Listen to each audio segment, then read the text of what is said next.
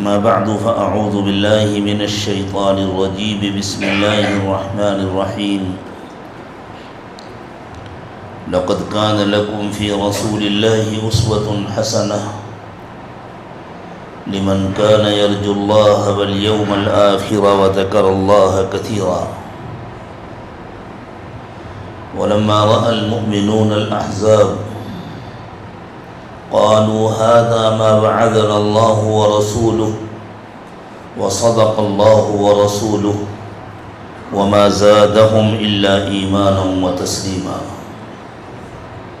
سبحان ربك رب العزة عما يصفون وسلام على المرسلين والحمد لله رب العالمين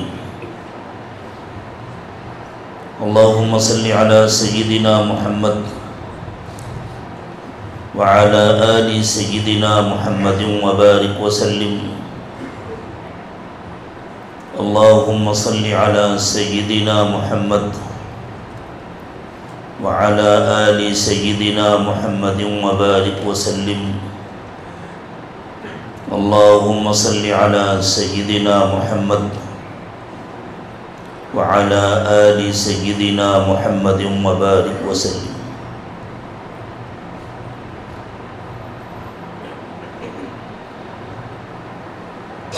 انبیاء کرام علیہم السلام کو اللہ تعالیٰ نے انسانوں کے لیے اچھی اور اللہ کی پسندیدہ زندگی گزارنے کے واسطے نمونہ بنا کر بھیجا ہے۔ یہ تو ایک مجمل سی بات ہے کہ اللہ کی مرضی کی زندگی گزارنی چاہیے اور ہم سب اللہ کے بندے ہیں، ہمیں اللہ کی ہی بندگی کرنی چاہیے، لیکن یہ بندگی کس طرح ہو؟ ہر انسان کی سمجھ اور عقل کے حوالے تو یہ مسئلہ نہیں کیا جا سکتا تھا، ورنہ ہر شخص کا اپنا ایک دین ہوتا، ہر ایک کا اپنا ایک طریقہ ہوتا۔ اس لیے اللہ تعالیٰ نے مکمل عملی نمونے ہر زمانے میں انسانوں کے سامنے پیش فرمایا۔ نبیوں کا ایک کام ہوتا تھا اللہ کا حکم بندوں تک پہنچانا، بندوں اور بندیوں تک، اور دوسرا کام ہوتا تھا اس حکم پر خود عمل کر کے دکھانا۔ حضور پاک صلی اللہ علیہ وسلم کی تشریف آوری سے پہلے دین میں انسانی طبیعتوں کے لیے اور انسانی ضرورتوں کے لیے اتنی گنجائشیں نہیں تھیں جتنی اللہ کے نبی صلی اللہ علیہ وسلم کی تشریف آوری کے بعد اللہ تعالیٰ کی طرف سے رکھی گئی، اور اس کی وجہ یہ ہے کہ آپ سے پہلے جو انبیاء کرام علیہم السلام تشریف لائے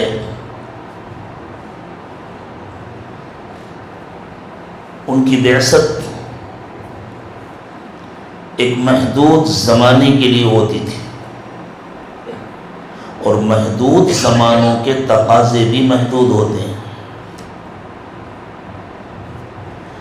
کسی مخصوص قوم کے لیے ہوتی تھی، ہر قوم کا الگ الگ مزاج ہوتا ہے۔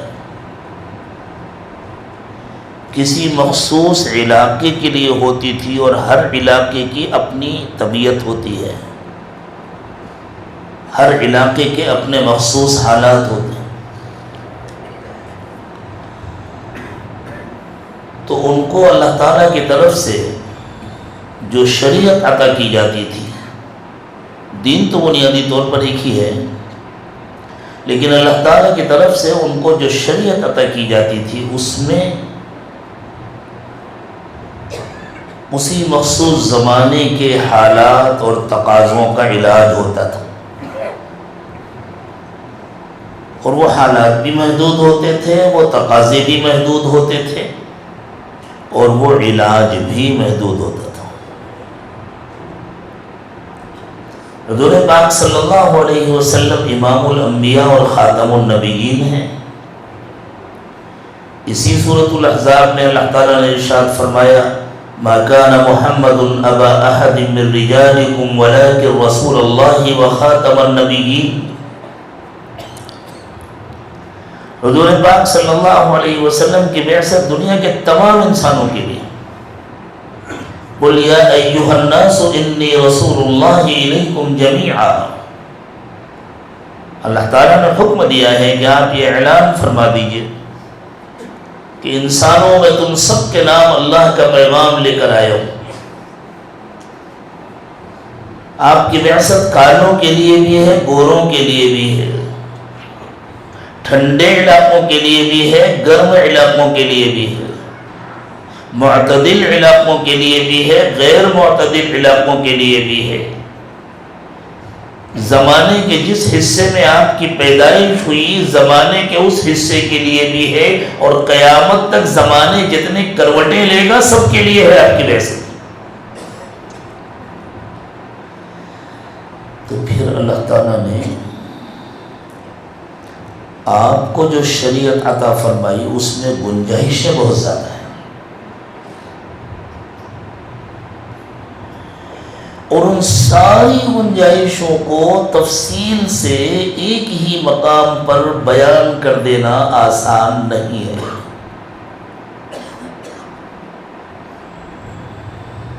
کبھی کبھی نئے نئے حالات پیدا ہوتے ہیں، اس لیے کتاب و سنت میں اجمال ہے، اور تفصیل اللہ تعالیٰ نے امت کے علماء کے سپرد فرمائی۔ ہر شخص کو اس کا حق نہیں ہے کہ وہ خود اجمال کی تفصیل کر دے رہے، لیکن تفصیل سپرد فرمائی ہے امت کے علماء کی۔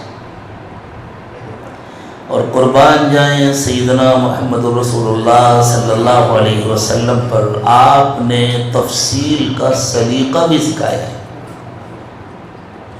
اجمال کی تفصیل کیسے ہوتی ہے خود رسول اکرم صلی اللہ علیہ وسلم نے سلیقہ سکھایا۔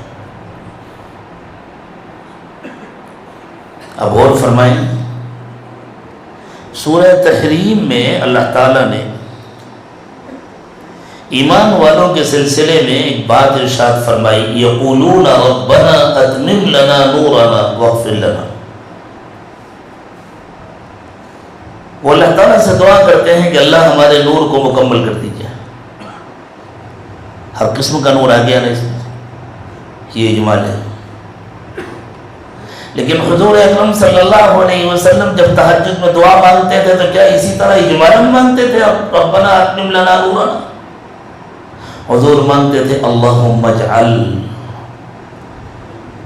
اجعل لی نورا فی صدری ونورا فی قلبی ونورا فی سمعی ونورا فی بصری ونورا فی لحمی ونورا فی شحمی ونورا فی دمی ونورا فی عظمی اللهم اجعل لي نورا عن يميني وعن شمالي ومن امامي ومن ورائي ومن فوقي ومن خلفي ومن تحتي۔ محدثین کہتے ہیں، اور پھر آگے حضور فرماتے ہیں اللهم اجعلني نورا اللهم اجعل لي نورا اللهم اعظم لي نورا۔ حدیث میں تقریباً 17 قسم کے الفاظ ملتے ہیں جس طرح حضور اکرم صلی اللہ علیہ وسلم نے نور مانگا ہے۔ کیا یہ سب کچھ اتمم لنا نورنا میں نہیں آ جاتا؟ ہے کسی مفتی کی ہمت جو یوں کہے کہ جب اتمم لنا نورنا میں یہ سب کچھ آ گیا تو اتنی تفصیل کی کیا ضرورت ہے؟ کاش کی ان اشاروں کو سمجھا جائے اور فتوے بازی میں عجلت نہ کی جائے۔ آج کل کچھ سوشل میڈیا پر فتوے چل رہے ہیں، اور ایسے موقعوں پر چلتے ہیں. کاش کی ان حقیقتوں کو غور سے سمجھ لیا جائے تو انشاءاللہ کوئی فتوی بازی میں عجلت نہیں کرے گا. اللہ کے نبی صلی اللہ علیہ وسلم نے تفصیل سے دعا مانگی نا، یہ کائے کی تفصیل ہے؟ اتمم لنا نورنا کی تفصیل. حضور اکرم صلی اللہ علیہ وسلم نے سلیقہ سکھایا ہے اجمال کو مفصل کرنے کا. اجمال کی تفصیل کس طرح کریں علماء. اسی طرح اللہ تعالیٰ نے حکم دیا یا ایھا الذین آمنوا اذکروا اللہ ذکرا کثیرا، اے ایمان والو کثرت سے اللہ کو یاد کرو. بس اب کس طرح کثرت سے یاد کریں؟ جہاں بھی اللہ تعالیٰ نے ذکر کا حکم دیا تو کثرت کی شرط کے ساتھ دیا.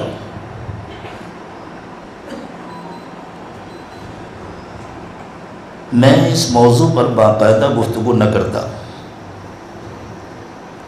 اللہ کا شکر ہے میں سوشل میڈیا کی باتوں کا تاثر نہیں لیا کرتا، لیکن بعض لوگوں نے باقاعدہ وہ چیزیں میرے نام بھیجی ہیں جو کچھ چل رہا ہے، اور خاص طور سے اس موقع پر یہ حزب البحر کی زکوٰۃ اور اعتکاف کے سلسلے میں باقاعدہ میرے نام بھیجی. اس لیے میری ذمہ داری ہو گئی کہ میں اس پر کسی قدر خالص علمی انداز میں روشنی ڈالوں. کسی پر تنقید اور کسی کی تنقیص مقصود نہیں ہے، اور مناظرہ تو ہمارے ہاں ہوتا ہی نہیں ہے. ہمارے ہاں خاص طور سے سب جگہ اہل حق کی جتنی خانقاہیں ہیں ہمارے یہاں مناظرہ نہیں ہوتا. ہمارے یہاں تو اعراض ہوتا ہے، جاؤ بھائی اپنا کام کرو، السلام علیکم.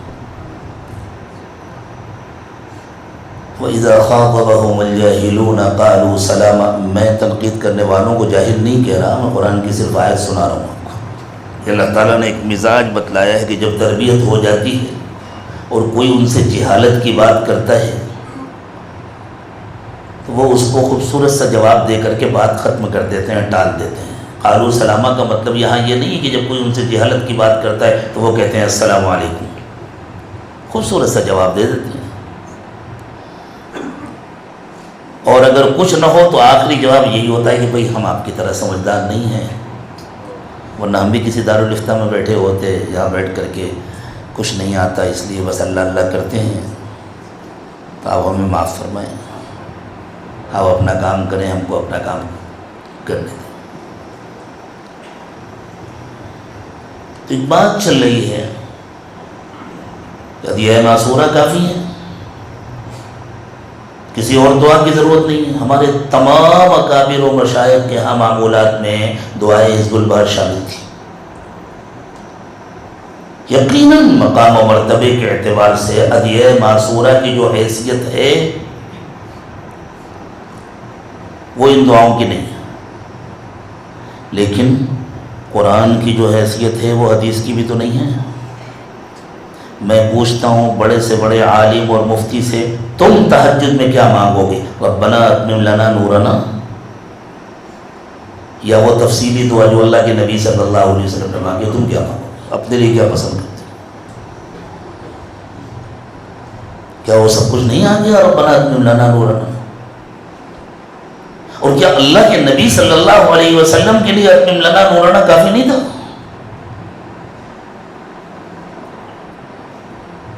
حضور نے وہ سب مانگا. پھر اللہ تعالیٰ نے ذکر کا حکم دیا. حضور اکرم صلی اللہ علیہ وسلم نے ذکر کے فضائل بیان فرمائے، اور مختلف اوقات میں مختلف مواقع پر مختلف اذکار کے فضائل بیان فرمائے اللہ کے نبی صلی اللہ علیہ وسلم. ایک مرتبہ آپ صحابہ کرام کے ساتھ سفر فرما رہے تھے، ایک پہاڑ کے پاس سے گزر ہوا، آپ نے اس پہاڑ کا نام لے کر فرمایا دیکھو سامنے فلاں پہاڑ ہے، چلو جلدی چلو. اور پھر فرمایا سبق المفردون، مفردین تو بہت آگے بڑھ گئے. میں نے جان بوجھ کر کے اس لفظ کا ترجمہ نہیں کیا، لفظ کی جگہ لفظ ہی ذکر کیا. مفردین تو بہت آگے بڑھ گئے. صحابہ نے عرض کیا ومن مفردون یا رسول اللہ صلی اللہ علیہ وسلم, حضور مفردون کون ہیں؟ آپ نے فرمایا الذاکرون اللہ کثیرا والذاکرات, بہت کثرت سے یاد کرنے والے, اللہ کو یاد کرنے والے مرد اور عورتیں. بزرگوں نے فرمایا کثرت ذکر یہ ہے کہ ایک پل بھی غفلت میں نہ گزرے. تو کیا عام آدمی سے صرف اتنا کہہ دیا جائے بس کثرت سے اللہ کو یاد کیا کرو, اتنا کافی ہو جائے؟ بیٹھ کر کہہ دینا, نصیحت کر دینا بہت آسان ہے, لیکن جس کے ذمے کسی کی تربیت کرنی ہو اس کو معلوم ہوتا ہے تربیت کتنا مشکل ہے. تو تمام مشائخ نے نصاب مقرر فرمایا, ضربیں لگوائیں, اللہ اللہ کی ضربیں لگوائیں, الا اللہ کی ضربیں لگوائیں, لا الہ الا اللہ کی ضربیں لگوائیں, مفرد اللہ اللہ اللہ کہنے کی تلقین کی, مراقبے کرائے, مختلف قسم کے مراقبے کرائے. یہ سب کیا ہے؟ یہ اذکر اللہ ذکرن کثیرا پر عمل کرانے کی مشق ہے تاکہ دل جاری ہو. اور بہت سے لوگوں نے ان چیزوں کو بھی بدعت کہا ہے, اور ہم انہیں ناسمجھ سمجھتے ہیں جنہوں نے کہا ہے, اور خود وہی ناسمجھی کرتے ہیں. حیرت اس پر نہیں ہے کہ ہم ان لوگوں کو ناسمجھ سمجھتے ہیں, حیرت اس پر ہے کہ پھر خود وہی ناسمجھی کرتے ہیں. الناس اعداء لما جہلوا, جو کچھ نہیں آتا بس اس کے پیچھے ڈنڈا لے کر دوڑ پڑتے. اور یہ جو ایک تداعی کا مسئلہ چلتا ہے, ذرا اس کو بھی سمجھ لیجیے. تداعی کیا چیز ہے؟ ایک ہے باقاعدہ دعوت دے دے کر لوگوں کو بلانا, اور ایک ہے آنے والوں کے لیے انتظام کرنا. دونوں میں زمین آسمان کا فرق ہے. یہاں تو الحمدللہ جو سالکین ہیں وہ تو خانقاہ کی مجلسوں میں آتے ہی ہیں. اب مثلا اس موقع پر حزب البحر کی زکوٰۃ کا اعتکاف بھی کرنا تھا, اس عاجز کو تو کرنا ہی تھا, اس کے ساتھ اس کے متعلقین کو کرنا تھا, اور متعلقین پورے ملک میں پھیلے ہوئے ہیں. ان کی خواہش ہوتی ہے کہ ہم کو اعتکاف کرنا ہی ہے, اپنے شہر کے ساتھ کر لیں. تو معلوم تو ہونا چاہیے کتنے افراد آ رہے ہیں, ان کے قیام کا, ان کے طعام کا انتظام ہے. اس کے لیے رجسٹریشن بھی کرنا پڑے گا, اس کے لیے اندراج بھی کرنا پڑے گا, اس کے لیے اطلاع بھی دینی ہوگی. حتیٰ کہ ہمیں تو ہر موقع پر روکنا پڑتا. تداعی تو بہت دور کی بات ہے, ہمیں تو ممانعت کرنی پڑتی ہے, ہر موقع پر روکنا پڑتا ہے. بس بھائی ہمارے پاس اس سے زیادہ انتظام نہیں ہے, آپ لوگ دعا کریں اللہ اور انتظام کر دے تو انشاءاللہ اور لوگوں کو آنے کا موقع دیا جائے. کیونکہ آپ دیکھ رہے ہیں تعمیری کام چل رہا ہے, اور بنگلور میں بارش کب آ جائے کہہ نہیں سکتے. جیسے دنیا میں فیشن بدلتے ہیں ایسے آپ کے شہر میں موسم بدلتا ہے. تو صبح کچھ شام میں کچھ. رمضان المبارک میں ہو چکا ہے, پہلے ہی دن کتنی زبردست طوفانی بارش ہوئی تھی. اکثر معتکفین کے بستر بھیگ گئے تھے, پورا فرش بھیگ گیا تھا, پوری مسجد میں پانی بھر گیا تھا. ان دنوں میں بھی چونکہ بارش ہو رہی تھی تو اس کا خطرہ تھا. خدا نہ خواستہ جو نیچے تو کھڑکیاں لگی ہیں, ابھی اوپر کے حصے میں کھڑکیاں نہیں لگی, خدا نہ خواستہ ایسی بارش ہوئی تو کیا ہوگا. تو پھر منع کر دیا گیا تھا کہ بس بھائی ہمارے پاس نیچے کے حال میں جتنی گنجائش ہے ہم اتنوں کو ہی اجازت دے سکتے ہیں, اس سے زیادہ کوئی اجازت نہیں دے سکتے. اس کے بعد بھی جن حضرات نے اصرار کیا تو ان کو یہ جواب دیا گیا کہ بھائی آپ کی اتنی شدید خواہش ہے تو آپ تشریف لائیں, لیکن ذرا ذہنی طور پر تیار ہو کر کے آئیں کہ خدا نہ خواستہ ایسے کچھ حالات آ جائیں تو صبر کریں, مجاہدہ کرنا ہو. اس لیے ہمارے یہاں تو تداعی کا تصور ہی نہیں, یہاں تو ممانعت. اور اللہ کرے یہ چھوٹا سا فرق کرنا ہم لوگوں کو آ جائے کہ تداعی کیا چیز ہے اور نظم و انصرام کیا چیز ہے. ان دونوں میں فرق ہونا چاہیے. پھر بھائی تربیت کرنے کے لیے کہیں جمع تو کرنا پڑے گا نا. کیا بندہ ایک ایک کے گھر جائے گا؟ ایک ایک سے الگ الگ ملاقاتیں کرے گا، یا ایک جگہ جمع کر کے ملاقاتیں کرنا، حالات سننا مشکل ہو جاتا ہے، اور اگر ایک ایک کے گھر جانا پڑے تو کتنا دشوار ہو جائے۔ کوئی نظام تو بنانا پڑے گا نا۔ اللہ کے رسول صلی اللہ علیہ وسلم نے جب ارشاد فرمایا طلب العلم فریضۃ علی کل مسلم، یہاں میرے سامنے بڑے بڑے مفتیان کرام بیٹھے ہوئے ہیں، مجھے بتائیں حضور اکرم صلی اللہ علیہ وسلم نے اس اجمال کی تفسیر میں کتنی کتابوں کے نام بتائے تھے؟ جب حضور نے فرمایا طلب العلم فریضۃ علی کل مسلم، تو کتنی کتابوں کے نام بتائے تھے؟ میں اس سے آگے بڑھ کر کے ایک سوال کرتا ہوں، اور ان تمام مفتیان کرام سے سوال کرتا ہوں جو عجلت سے کام لیتے ہیں۔ آپ کے مدرسے میں ایک طالب علم آئے فقہ پڑھنے کے لیے، آپ اس سے کہیں تم کو ہدایہ پڑھنا ہے، وہ کہیں کیا فقہ کی کتاب صرف ہدایہ ہے، اور بھی تو کتابیں ہیں، میں دوسری کتاب پڑھوں گا، آپ داخلہ لیں گے اس کا؟ تو کیوں ہدایہ پڑھانا فرض ہے؟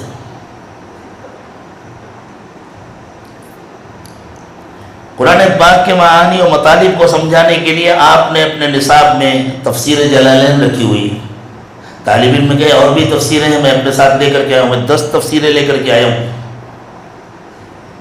ہفتے میں ایک دن ایک تفسیر پڑھا کروں گا، آپ داخلہ لیں گے اس کا؟ کیوں تفسیر جلالین فرض ہے؟ اور ایک سوال،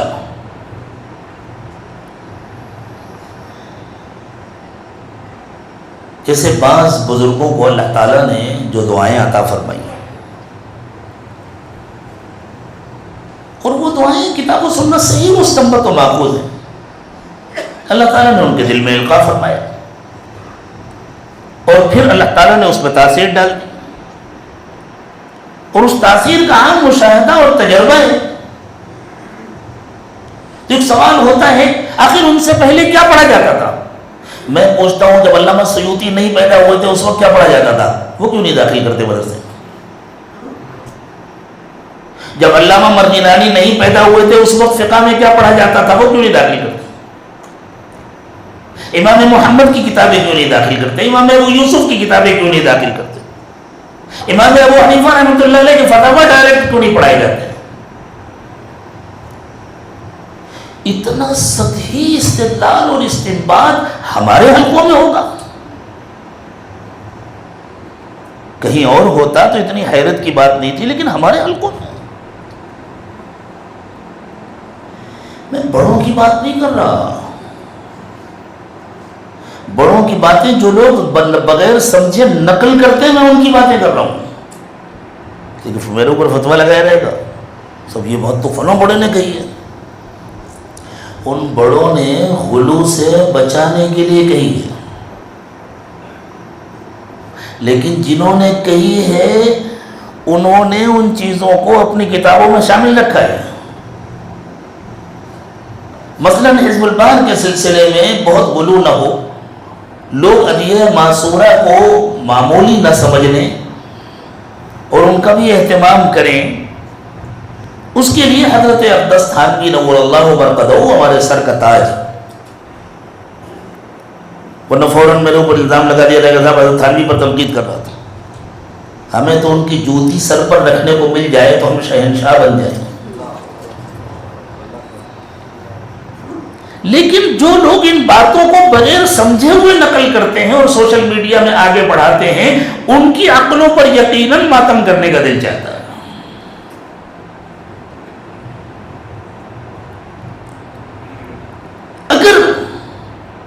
حضرت تھانوی رحمت اللہ علیہ نے اس کو قابل ترک سمجھا ہوتا تو مناجات مقبول میں حزب البار شامل ہوتی ہے؟ کیوں شامل ہے؟ اگر حضرت اقدس تھانوی نور اللہ مرقدہ نے اس کی زکوٰۃ کو اور اس اعتکاف کو غلط سمجھا ہوتا تو مناجات مقبول میں باقاعدہ اس کا طریقہ لکھا ہوتا۔ لکھا ہے تو کاہے کے لیے لکھا ہے؟ صرف پڑھنے کے لیے، عمل کرنے کے لیے؟ میں پوچھتا ہوں تمام حضرات سے، اور انشاءاللہ میری بات پہنچے گی سب تک، غور کریں۔ میں کوئی محاذارہ نہیں کرنا چاہتا، لیکن بھائی بڑوں کی باتیں نقل کرنے کے لیے بھی بڑی سمجھ چاہیے، عقل مندوں کی باتیں نقل کرنے کے لیے بھی عقل چاہیے۔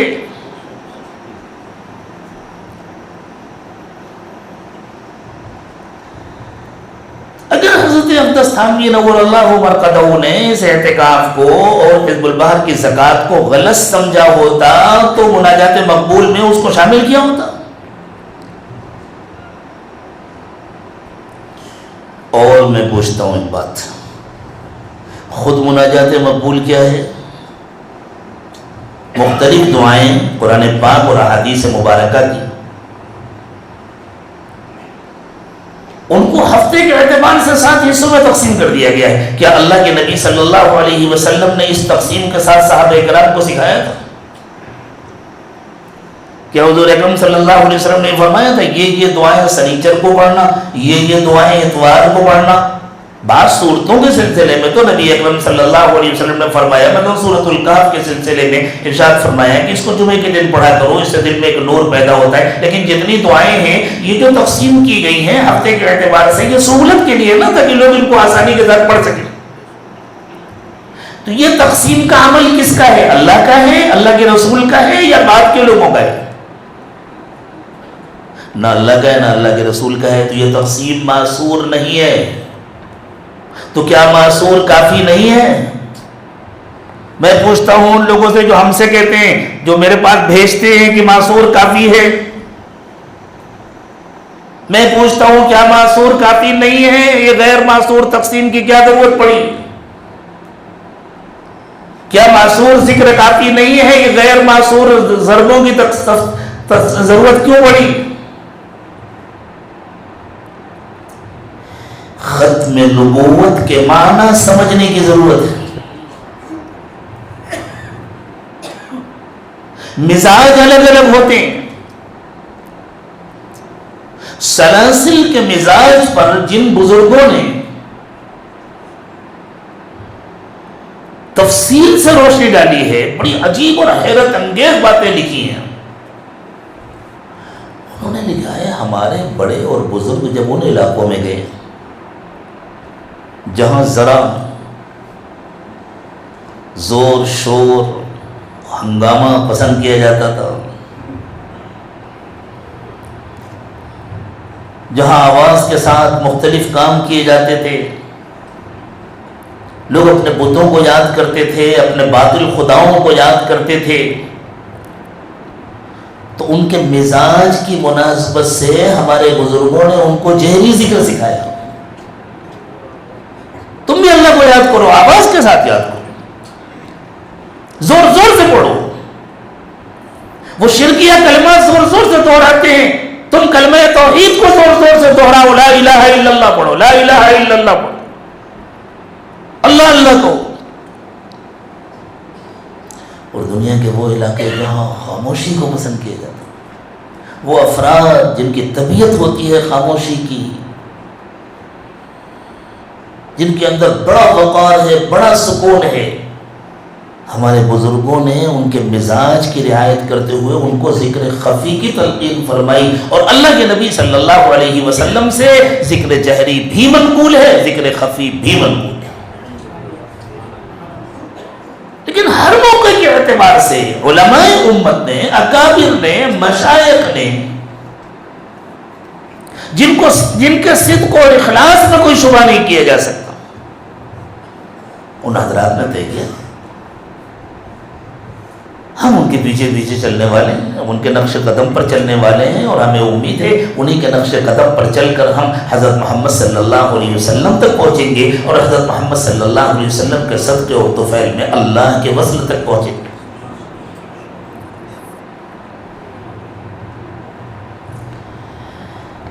کشمیر میں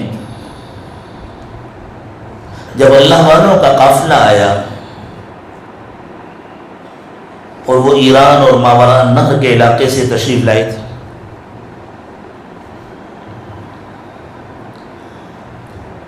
اس زمانے میں کشمیر شرک میں ڈوبا ہوا تھا، لوگ راتوں میں اٹھ جاتے تھے مشرکین اور اپنے شرکیہ گیت گاتے تھے زور زور سے. اب جب ان حضرات کے ذریعے اللہ تعالیٰ نے ہدایت کی ہوا چلائی اور لوگ اسلام میں داخل ہونے لگے تو ماحول ایسا بنا ایک ہی گھر میں ایک بھائی مسلم ہے ایک بھائی مشرک ہے. چچا مسلم ہے تو بھتیجا مشرک ہے, بھتیجا مسلم ہے تو چچا مشرک ہے. ایسے ایک ہی گھر کے اندر ایک ہی خاندان میں مختلف قسم کے لوگ. ان لوگوں نے چڑھانا شروع کیا مسلمانوں کو. ہم تو رات کے آخری پہر میں اٹھ کر کے گیت گاتے ہیں, ہم تو اپنے معبودوں کو پکارتے ہیں, تمہارے پاس تو کچھ نہیں ہے. تو ایک قسم کی مایوسی پیدا ہوئی ان کے مزاج میں اور وہ تشریف لائے بزرگ کے پاس. ان سے آگے پوچھا تو انہوں نے کچھ دعائیں مرتب کی, مخصوص ترتیب کہتے, وہ ترتیب ان کی اپنی تھی. اور ان لوگوں سے کہا یہ تم پڑھا کرو, ان سے کہو ہمارے پاس بھی ہے.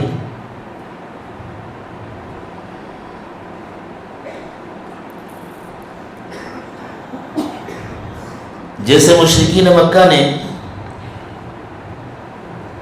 احد کی جنگ میں پکار کر کہا تھا لنا عزا ولا عزا لکم, ہمارا تو عزا ہے تمہارا تو کوئی عزا نہیں ہے.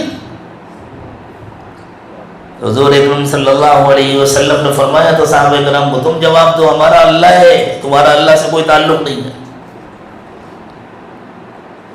ایک روشنی دکھا دی اللہ کے نبی صلی اللہ علیہ وسلم نے قیامت تک کے لیے.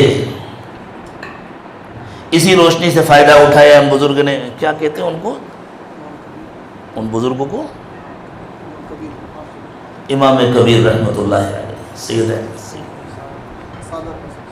جی.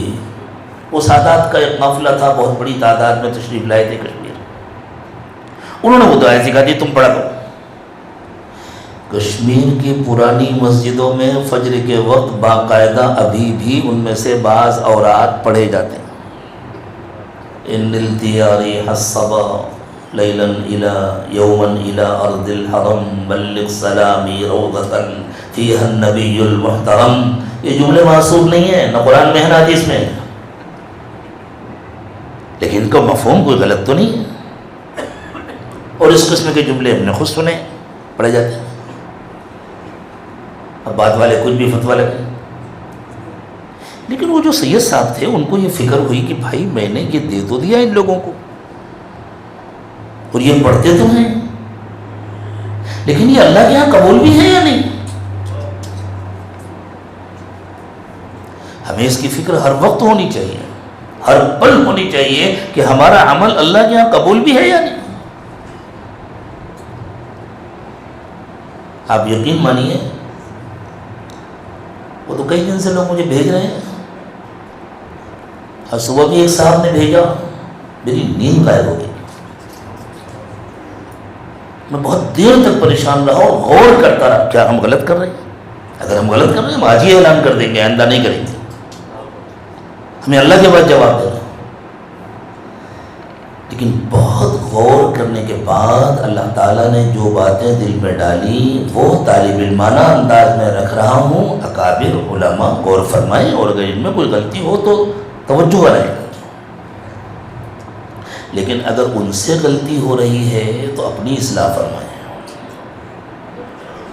اصلاح کی ضرورت ہم کو بھی ہے ان کو بھی ہے.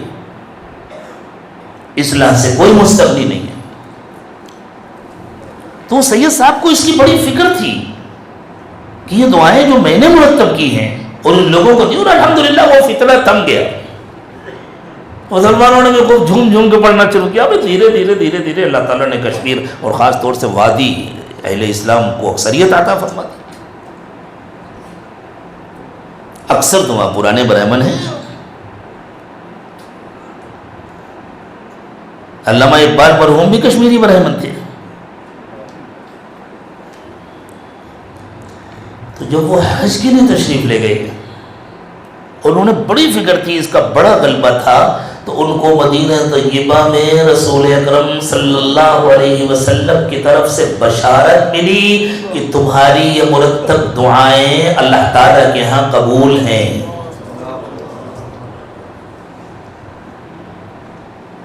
اللہ کرے ہمارا ہر عمل بھی قبول ہو جائے۔ میں یہ عرض کر رہا تھا کہ اللہ تعالیٰ نے نبی پاک صلی اللہ علیہ وسلم کی ختم نبوت کی برکت سے اسلامی شریعت میں بڑی گنجائشیں رکھی ہیں، اور وہ ساری گنجائشیں ایک ساتھ بیان نہیں کی جا سکتی، جیسے جیسے نئے نئے حالات آتے۔ اسی لیے دنیا کہتی ہے نا تمہارا دین بہت پرانا ہو گیا، وہ پتھروں کے زمانے کا تھا، وہ اونٹوں کے زمانے کا تھا، وہ تلواروں کے زمانے کا تھا، اس زمانے میں نہیں چل سکے گا۔ حالانکہ یہ ان کی غلط فہمی ہے، وہ بیچارے اپنے دین اور اپنے مذہب پر قیاس کرتے ہیں۔ الحمدللہ دنیا کا کوئی نیا مسئلہ ایسا نہیں ہے جس کا حل قرآن اسلام میں موجود نہ ہو۔ اب وہ کس طرح موجود ملے گا؟ وہ سوال قرآن پاک میں تو نہیں ملے گا، وہ سوال احادیث مبارکہ میں تو نہیں ملے گا۔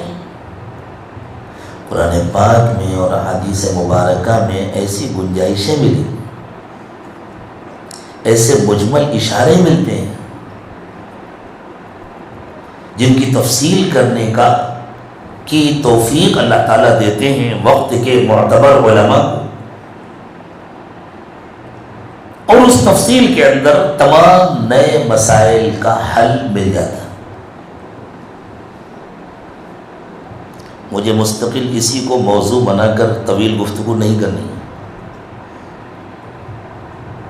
مناظرہ نہیں کرنا، چند اشارے کرنے ہیں یا چند معروضات پیش کرنے ہیں، غور کرنے کی ضرورت ہے۔ اور خاص طور سے اس موقع پر جو کچھ چل رہا ہے اس میں حضرت اقدس تھانوی نور اللہ برکتہ کا نام لیا جا رہا ہے۔ میں ان تمام لوگوں سے پوچھتا ہوں جو حضرت تھانوی رحمۃ اللہ علیہ کا نام لیتے ہیں کہ اگر حضرت تھانوی رحمۃ اللہ علیہ نے اس سب کو غلط سمجھا ہوتا تو مناجات مقبول میں حزب البحر شامل ہوتی، اور اس کی زکوٰۃ کا طریقہ مناجات مقبول میں درج ہوتا۔ پہلے مناجات مقبول سے نکالو، حضرت تھانوی کو واپس بلا کر ان سے معذرت کراؤ، پھر کچھ بھیجو سراخوں پر قبول کر لیں گے، لیکن حضرت تھانوی نور اللہ برکتہ کے معذرت نامے کے ساتھ بھیجنا کہ ہاں مجھ سے غلطی ہو گئی تھی، مجھے مناجات مقبول میں اس کو شامل نہیں کرنا چاہیے تھا۔ میں مناجات مقبول کی ترتیب کی بات نہیں کر رہا، میں مناجات مقبول میں مذکور حزب البحر کی بات کر رہا ہوں۔ اور ہم نے جو زکوٰۃ کا طریقہ لیا وہ وہیں سے لیا ہے۔ ہمارے یہاں تو جو بتلایا جاتا ہے، جو اطلاع دی جاتی ہے، جو سالکین اپنے اپنے مقام پر اعتکاف کرنا چاہتے ہیں حزب البحر کا، اور ان کو اطلاع دی جاتی ہے تو باقاعدہ اس میں مناجات مقبول کا حوالہ ہے، ہم نے وہاں سے لیا، اپنی طرف سے کوئی بات نہیں ہے، اپنی طرف سے کوئی کام نہیں کرتا۔ یہ کمال حسن ہے اسلام کا کہ دنیا کے ہر زمانے کے لیے، ہر علاقے کے لیے، ہر قوم کے لیے، ہر مزاج کے لیے ہے اللہ کا دین، سب کی گنجائش ہے، سب کے مسائل حل ہوتے ہیں۔ یہ تو ہمارے بزرگوں کے ہاں معمولات میں شامل ہے بطور علاج، فتنوں کا مقابلہ کرنے کے لیے علاج کے طور پر ہے۔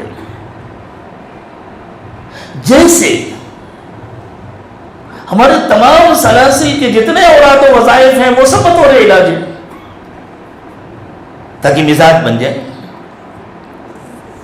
دل ذاکر ہو جائے۔ اللہ تعالی ہم کو نبی پاک صلی اللہ علیہ وسلم کی سچی اتباع کی توفیق عطا فرمائے۔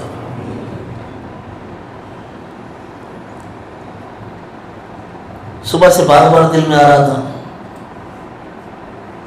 کہ میں کچھ باتیں قلم بند کروں۔ اول تو آپ کو معلوم ہے میں مصنف نہیں ہوں، قلم کار نہیں ہوں، مجھے لکھنا نہیں آتا تو بولنا بھی نہیں ہے، بولنا بھی نہیں آتا، لیکن بہرحال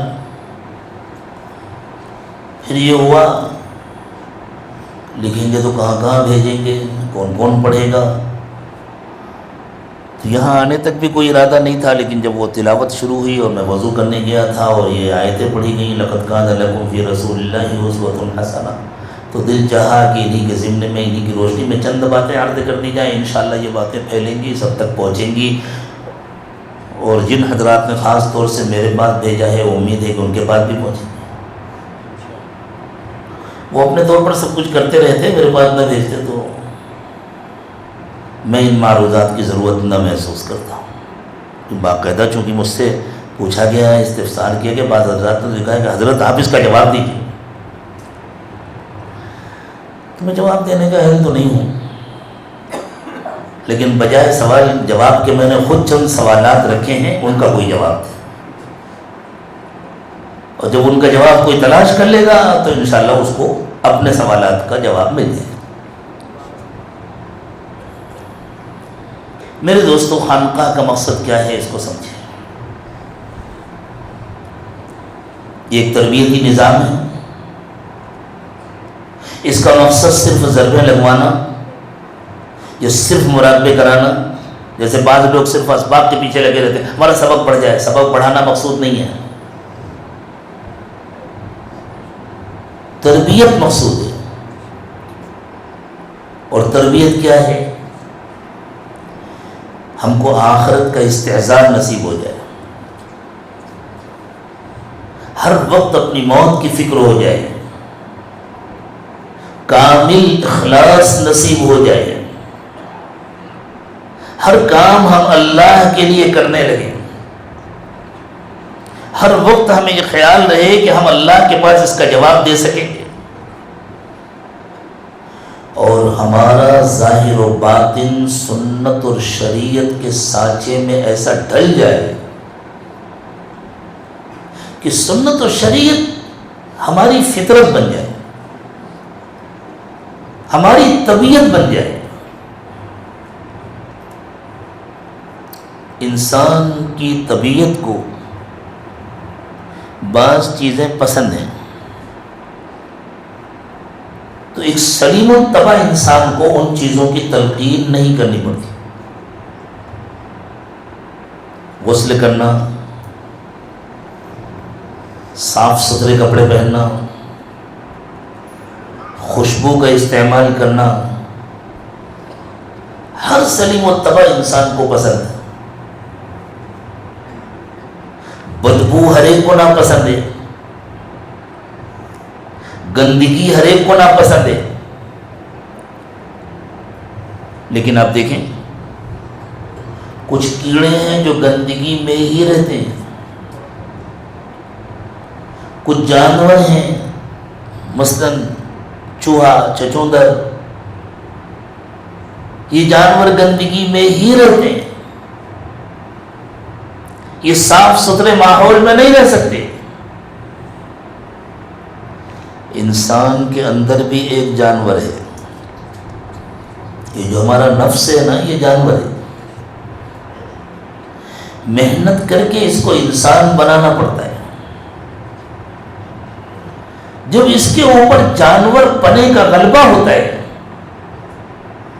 تو اس کا مزاج بگڑ جاتا ہے۔ کہتے ہیں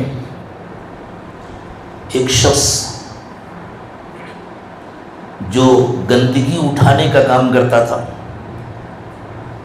پورے دن گندے ماحول میں رہتا تھا، انسانی گندگی اٹھاتا تھا، لے جاتا تھا، پھینکتا تھا۔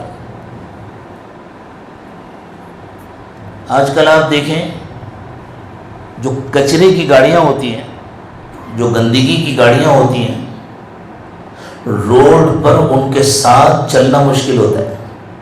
کبھی اگر آپ پھنس جائیں، آگے کچرے کی گاڑی جا رہی ہو اور آپ کی اپنی بند ایئر کنڈیشن کار جس کی ساری کھڑکیاں بند ہیں، ان میں بیٹھ کر بھی کچرے کی اس گاڑی کے ساتھ ساتھ چلنا کتنا دشوار ہوتا ہے۔ آدمی کوشش کرتا ہے یا تو میں اوور ٹیک کر کے آگے نکل جاؤں، یا میں ہی اتنا سست رفتار بن جاؤں کہ یہ آگے نکل جائے، میں پیچھے ہو جاؤں، فاصلہ ہو جائے۔ لیکن کچھ لوگ جو بیچارے گندگی اٹھانے کا کام کرتے ہیں، کچرے کا کام کرتے ہیں، وہ اس میں بیٹھے ہوتے ہیں آرام سے، بلکہ اس کے اوپر کہیں بہت جگہ ملی تو لیٹ کر سو رہے ہوتے ہیں۔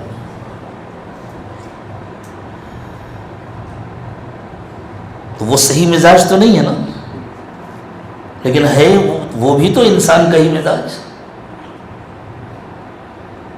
تو ایک شخص جو گندگی اٹھانے کا کام کرتا تھا بیچارہ،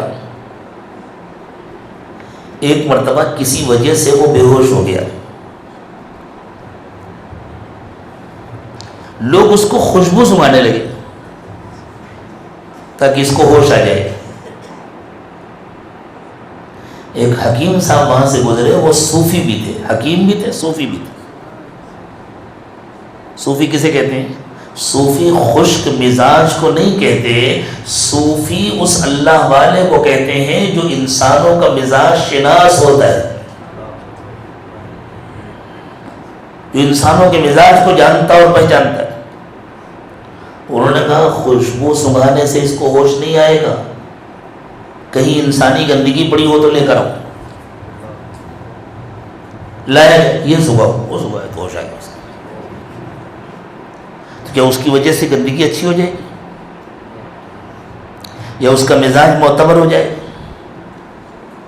یہ اس کے مزاج کا بگاڑ ہے نا، اس کی اصلاح کی ضرورت ہے۔ کسی شخص کو بخار آ جاتا ہے تو میٹھا پانی کڑوا لگتا ہے، میٹھی چائے اس کو کڑوی لگتی ہے، کھانا اس کو کڑوا لگتا ہے، تو اس کا علاج کیا ہے؟ چائے میں اور شکر ڈال دی جائے، پانی کے شربت بنا دیا جائے، یا اس کے بخار کا علاج کیا جائے۔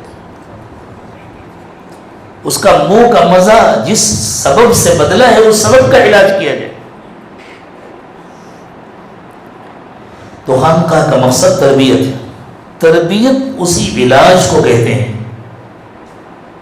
کہ ہمارے مزاجوں کا بگاڑ دور ہو جائے۔ ناچ گانے کو پسند کرنا، لہو و لعب کو پسند کرنا، اللہ کی نافرمانی کو پسند کرنا، غیبت کو پسند کرنا، بدنگاہی کو پسند کرنا، بدزبانی کو پسند کرنا، بدخیالی کو پسند کرنا، بدگمانی کو پسند کرنا، یہ مزاج کا بگاڑ ہے۔ ایسی تربیت ہو جائے کہ ہمیں ان ساری گندگیوں سے ایسی نفرت ہونے لگے جیسی نفرت ہوتی ہے زمین پر کہیں گندگی پڑی ہو تو اس سے۔ زمین پر اگر کوئی گندگی پڑی ہو تو کیسی نفرت ہوتی ہے؟ اور کسی عورت کا بچہ اگر گندا ہو جائے تو وہ بچے کی محبت میں اس گندگی کو چاٹ نہیں لیتی، اس گندگی کو برداشت نہیں کرتی، اور اس گندگی سے نفرت کے نتیجے میں بچے کو اٹھا کے پھینک نہیں دیتی۔ دونوں باتیں ایک ساتھ سمجھیے، وہ بچے کی محبت میں اس گندگی کو برداشت نہیں کرتی،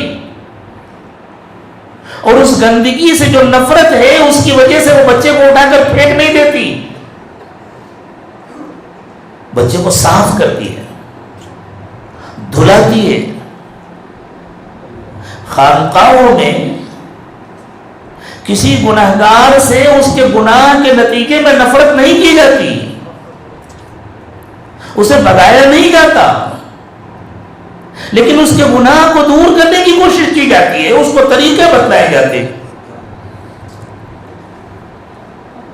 ایک طریقہ یہ ہے کہ بچے سے کہا جاتا ہے جاؤ غسل کر لو، اور ایک طریقہ یہ ہے کہ ماں خود اپنے ہاتھ سے دھلاتی ہے اور غسل کراتی ہے۔ بالکل اسی طرح مشائخ بتلاتے ہیں یہ کام کرو، یہ ذکر کرو، یہ ورد کرو، یہ ایسا ہے جیسے بچے سے کہیں کہ جا کے غسل کر لو، نہا دھو لو۔ اور ایک طریقہ یہ بھی ہے ساتھ میں کہ دعا کی جاتی ہے، توجہ کی جاتی ہے، اور اس توجہ کے نتیجے میں مزاج میں تبدیلی آتی ہے۔ یہ ایسا ہے جیسے ماں خود دھلاتی ہے۔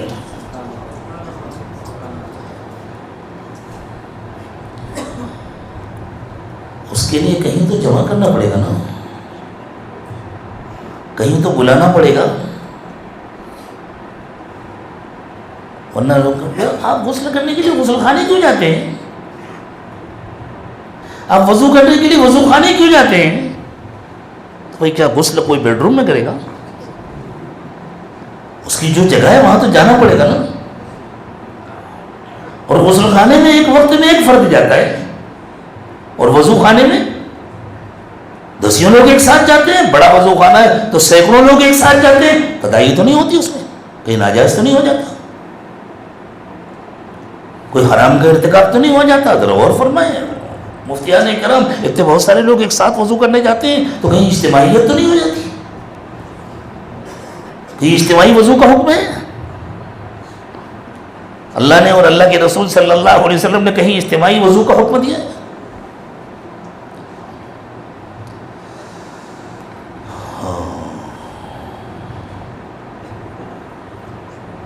ان فی ذلک لآیات لقوم یعقلون. تو خانقاہ کا مقصد تربیت ہے، اور یاد رکھیں خود تربیت کرنے والا بھی ہمیشہ تربیت کا محتاج ہوتا ہے. خود تربیت کرنے والا بھی ہمیشہ تربیت کا محتاج. اور اللہ تعالیٰ کی ترتیب یہ ہے کہ ایک وقت تک جب تک اس کے بڑے موجود ہوتے ہیں وہ اس کی تربیت کرتے رہتے ہیں. جب اللہ بڑوں کو اٹھا لیتے ہیں اور اللہ اپنی تکوینی حکمت کے مطابق خود اس کو بڑا بنا دیتے ہیں،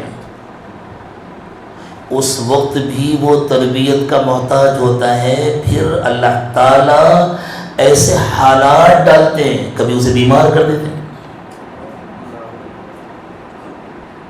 اور پھر اس بیماری میں اس کو صبر اور رضا کی اہمیت سمجھاتے ہیں. کبھی نعمتیں دے دیتے ہیں اور ان نعمتوں میں شکر کی اہمیت سمجھاتے ہیں. کبھی بہت سارے ناقدین کھڑے کر دیتے ہیں. یہ سب اس کی تربیت کا حصہ ہوتا ہے. ہمارے سلسلے کے ایک بڑے بزرگ تھے، حضرت مولانا عبد المالک صدیقی رحمۃ اللہ علیہ. حضرت صدیقی رحمۃ اللہ علیہ کے ابتدائی ایام ایسے گزرے ہیں کہ گھر میں اکثر فاقے ہوتے تھے. ایک دن تو ایسا ہوا کہ حضرت کی جو پہلی اہلیہ محترمہ تھی انہوں نے کہا کہ آپ جنگل جا کر کچھ درختوں کے پتے لا دیں، ہم ان کو دھو کر ابال لیں گے، وہی کھا لیں گے، میں بھی کھا لوں گی، آپ بھی کھا لیجئے گا، اسی کا پانی پی لیں. گھر میں روٹی پکانے کا بھی انتظام. ایک مرتبہ ایسا ہوا، گرمی کا زمانہ تھا، دوپہر کا وقت تھا. ایک مہمان تشریف لائے گھر میں، اور انہوں نے سر پر گیہوں کی ایک بوری رکھی ہوئی تھی. ایک بوری میں کتنا گیہوں ہوتا ہے؟ 30-40 کلو، 25-30 کلو جتنا بھی.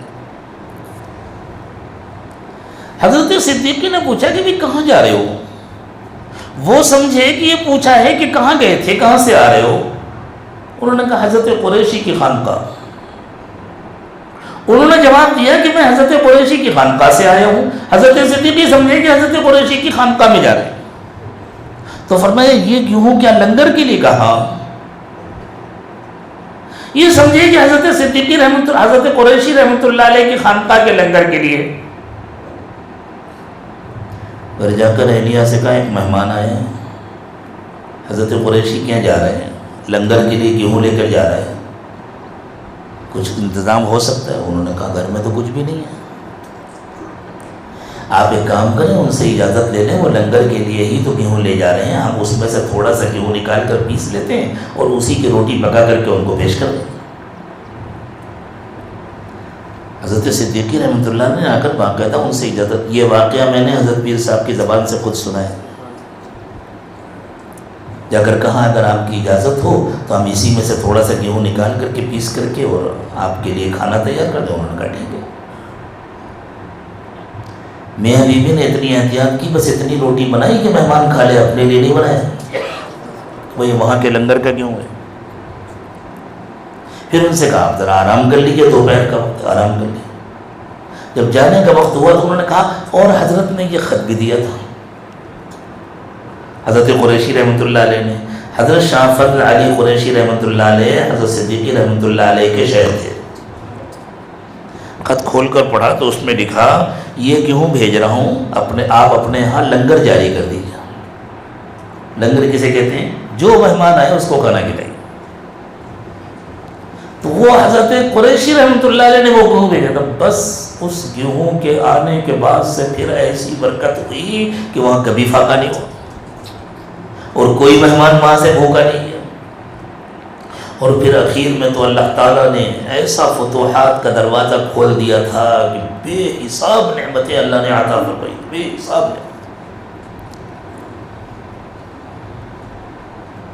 حضرت کے یہاں جو مسجد بنی چکوال میں، حضرت پیر صاحب نے سنایا کہ وہ مشہور تھی بغیر چندے کی مسجد اس نام سے، کہ اگر کوئی اترتا اور رکشے والے سے کہتا، پوچھتا کہاں جانا ہے، وہ بغیر چندے والی مسجد جانا ہے، وہ سیدھے حضرت صدیقی رحمۃ اللہ علیہ کی خانقاہ میں ہوتے۔ جیسے الحمدللہ ہماری مسجد کے لیے کوئی اعلان نہیں ہوا، کوئی بتلا نہیں سکتا شہر کی کسی مسجد میں اعلان ہوا، ہاں جو ضرورت ہوتی ہے وہ بتلا دی جاتی ہے۔ آج بھی ہمارے ساتھیوں نے بتلایا ہے کہ کوئی ضرورتیں ہیں، مال وغیرہ لگ رہا ہے، کوئی ضرورتیں اللہ تعالیٰ پوری کریں گے، اور انشاءاللہ اپنے نیک بندوں کے ذریعے پوری کریں گے، آپ ہی حضرات کے ذریعے پوری کریں گے، اور جو لوگ سن رہے ہیں ان کے ذریعے پوری کریں گے۔ لیکن ہم بندوں سے تقاضے نہیں کرتے، اطلاع کر دیتے، جو بھی ضرورتیں ہیں یہ ہمارے جو ذمہ دار ساتھی ہیں بتلائیں گے انشاءاللہ۔ تو جب خوب نعمتوں کی فراوانی ہو گئی تو حضرت صدیقی رحمۃ اللہ علیہ کے ایک اور پیر بھائی تھے۔ بہرحال انسان ہوتا ہے، نفس تو ہر ایک کے ساتھ لگا ہوتا ہے۔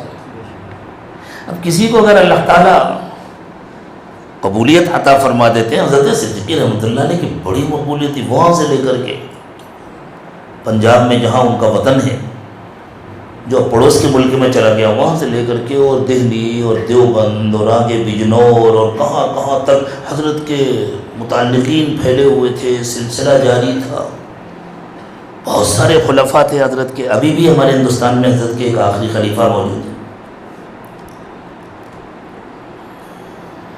تو کبھی کبھی دل میں شیطان کچھ اور بھی ڈال دیتا ہے، اچھا ہم بھی تو اسی شہر کے خلیفہ ہیں، ہمیں یہ مقبولیت حاصل نہیں ہوئی، ان کو کیوں ہو گئی؟ تو اللہ کی تقسیم ہوتی ہے، اللہ جس کو جو چاہتے ہیں دیتے ہیں۔ یبسط الرزق لمن یشاء ویقدر، یہ بھی ایک قسم کا رزق ہے، اللہ جس کے لیے چاہتے ہیں کشادہ کرتے ہیں، جس کے لیے چاہتے ہیں تنگ کرتے ہیں۔ تو حضرت صدیقی رحمۃ اللہ علیہ کے ایک پیر بھائی تھے، وہ بھی خلیفہ تھے حضرت قریشی، ان کے ایک جاننے والے حضرت صدیقی کے یہاں تشریف لا رہے تھے۔ تو انہوں نے کہا اچھا وہاں جا رہے ہو حضرت صدیقی کے یہاں، تو ان کو میرا سلام کہہ دینا اور ان سے کہنا کہ دنیا اور آخرت دو سگی بہنیں ہیں۔ حضرت صدیقی سے یہ کہہ دینا کہ دنیا اور آخرت دو سگی بہنیں ہیں، کسی ایک سے نکاح کر لینے کے بعد دوسرے سے نکاح نہیں ہو سکتا۔ مطلب یہ تھا کہ جو آپ کے یہاں دنیا کی اتنی فراوانی ہے، اس کا مطلب یہ ہے کہ اب آپ کی آخرت ختم۔ وہ تشریف لائے، ان کی ہمت نہیں ہوئی کہنے کی، وہ سمجھ گئے تھے۔ حضرت صدیقی رحمۃ اللہ علیہ نے ان کا نام لے کر پوچھا بھائی وہ خیریت سے ہیں؟ کہا جی حضرت خیریت سے ہیں، سلام کہا ہے، اور بھی کچھ کہا ہے؟ اب وہ خاموش نہیں، اور کچھ کہا ہو تو مطلب حضرت صدیقی بڑے صاحب کشف تھے۔ یہ واقعہ جہاں پر میں چھوڑ رہا ہوں یاد رکھیے گا، بھول جاؤں تو یاد دلائیے۔ حضرت کے کشف کا ایک واقعہ سناتا ہوں، دو واقعے سناتا ہوں۔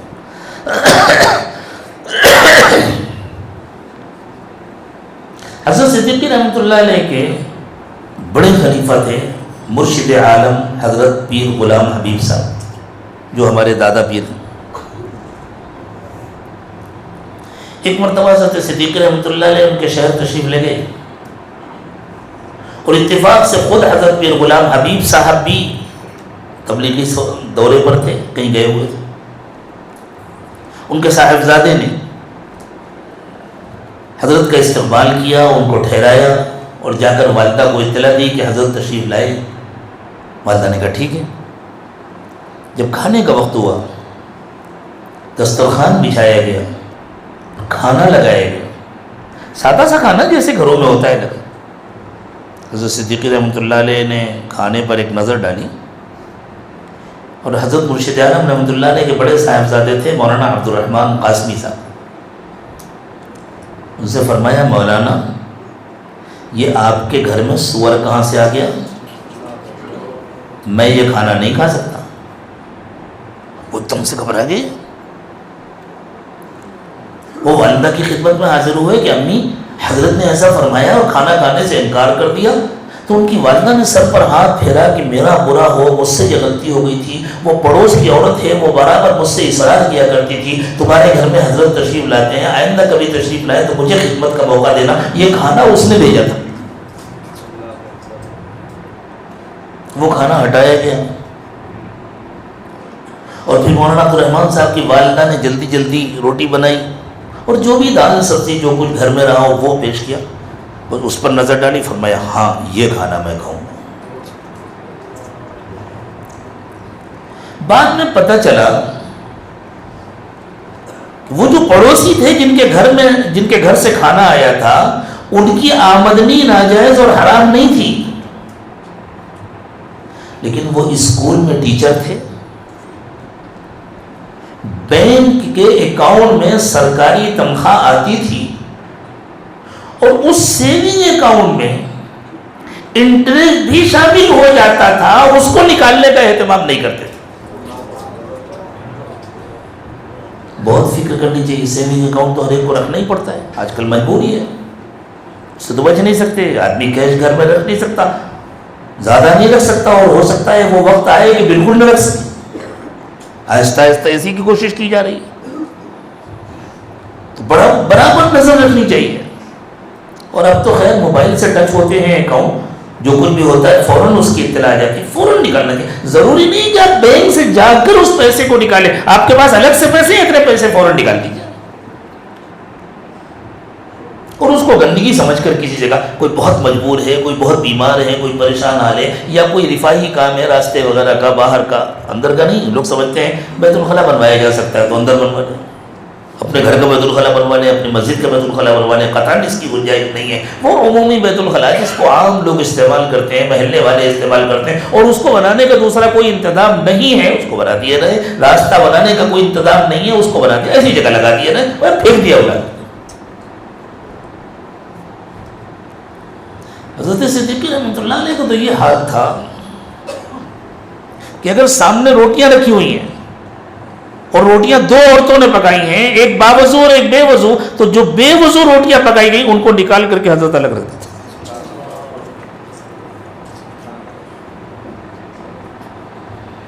ایک مرتبہ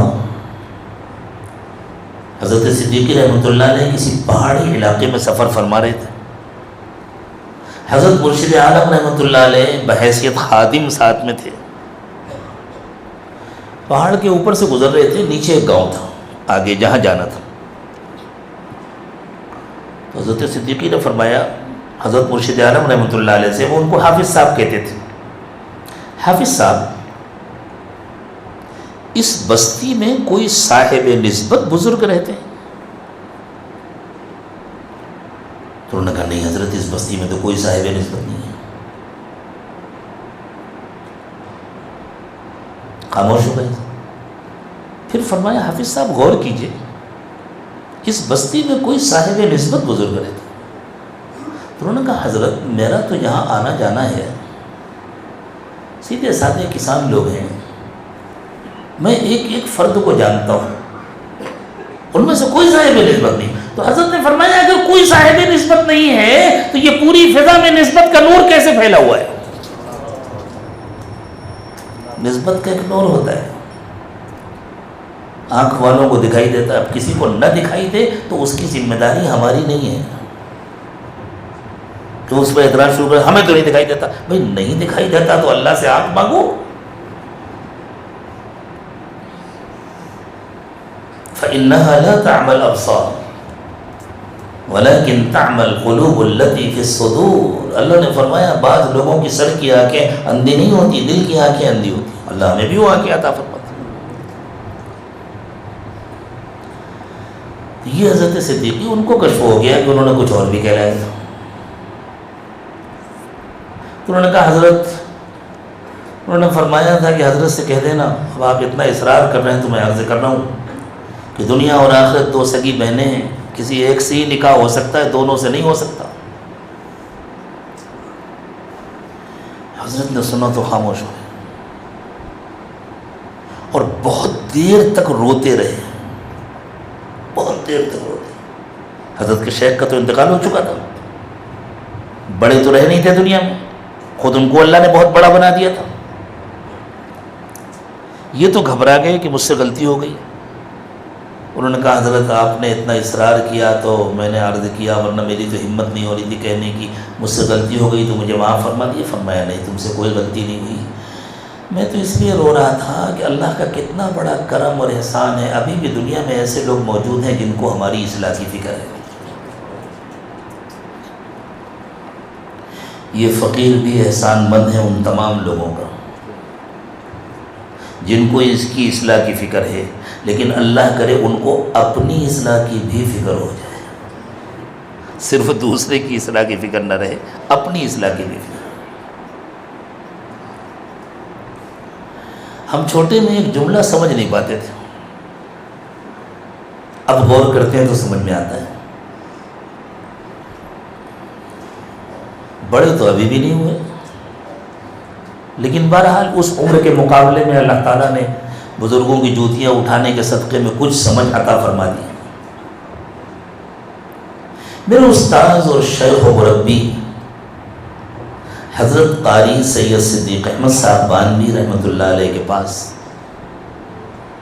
بہت کثرت سے لوگ آتے تھے، اور دیہاتوں کے لوگ ہوتے تھے، سب پڑھے لکھے اور سمجھدار نہیں ہوتے تھے۔ حضرت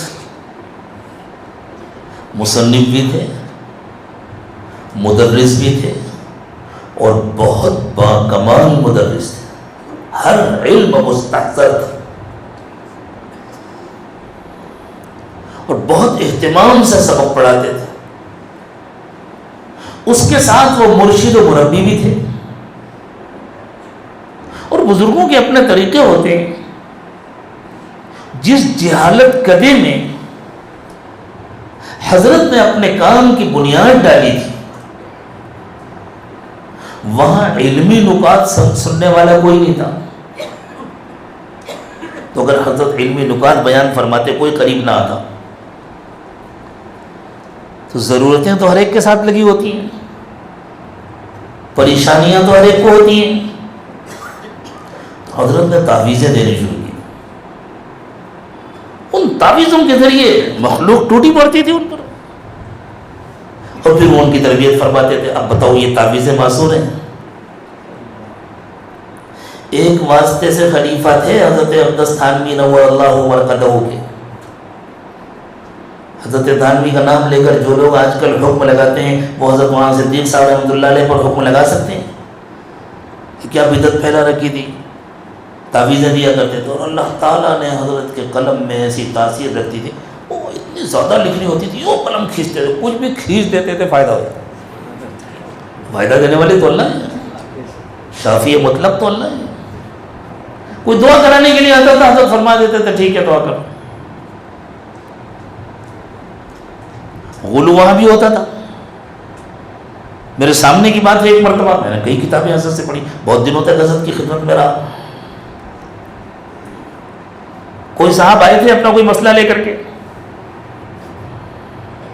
حضرت بس آپ کہہ دیجئے کہ کام ہو جائے گا، تو دعا کریں گے اللہ تعالیٰ۔ نہیں حضرت بس آپ کہہ دیں گے تو ہو جائے گا، آپ کہہ دیں۔ وہ تو چلے گئے، ان کو تو برداشت کیا حضرت نے۔ پھر ہم لوگ بیٹھے ہوئے تھے ہمارے سامنے، کہ لوگ کیا سمجھتے ہیں، کیا ہو گیا لوگوں کو، خدا بنا لیا مجھ کو، میرے کہہ دینے سے کام ہو جائے اسی لہجے میں بولتے ہیں. تو اس گلو کو انہوں نے ناپسند کیا لیکن تعویذیں بند نہیں کی,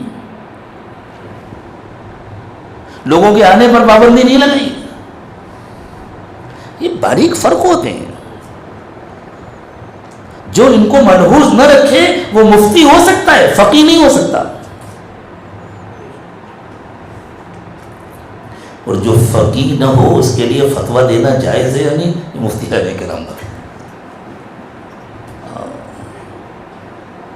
اللہ ہمیں دین کی صحیح سمجھ عطا فرمائے, فقیہ بنے. تو حضرت اکثر ایسا ہوتا تھا, حضرت کبھی سفر سے تشریف لاتے تھے, لمبے لمبے سفر سے آتے تھے, رات میں تشریف لائے, اسی وقت مسجد کے لاؤڈ اسپیکر سے اعلان ہوتا تھا فلاں کتاب والے آ جائیں. حضرت کی شرح جامی اور مختصر المعانی دونوں بہت مشہور تھی, ساجد کا دونوں کتابیں حضرت سے پڑھی. اور حضرت پڑھاتے کیا تھے, پلاتے تھے چند جملوں میں, اتنے کم وقت میں. جب ہم مختصر المعانی پڑھانے بیٹھے تو ہمیں اندازہ ہوا بھائی اس کا ایک صفحہ پڑھانے کے لیے کتنا وقت چاہیے, اور حضرت تو تھوڑے سے وقت میں آدھے پون گھنٹے میں کئی صفحے پڑھا دیتے تھے. اور حضرت کے پڑھانے کا نتیجہ کیا ہوتا تھا, یہ فقیر جب دارالعلوم دیوبند میں داخلے کے لیے گیا اور حضرت مولانا ریاست علی صاحب امتحان لے رہے تھے, تقریری امتحان تھا, حضرت نے پہلے سلم العلوم اٹھائی,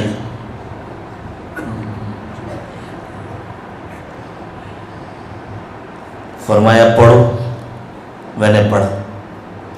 کیا مطلب ہے؟ میں نے کہا حضرت یہ ایک سوال کا جواب ہے. سوال کہاں ہے؟ پچھلے صفحے میں. صفحہ پلٹے بغیر وہ سوال بتلاؤ. بتلا دیا. ٹھیک ہے, زبانی تو اچھا جواب دیا, میں تم سے عبارت پڑھواؤں. اللہ کا فضل ہے, ہم نے شرح قومیات عامل, پنجگنج, ہدایت النو اپنے مربی حضرت قاری صدیق صاحب سے پڑھی تھی. اور یہ ہماری محنت کا نہیں ہے, حضرت کی دعا اور توجہ کا ثمرہ تھا کہ پھر دورہ حدیث تک کبھی کسی استاذ نے کسی اعراب پر نہیں ٹوکا.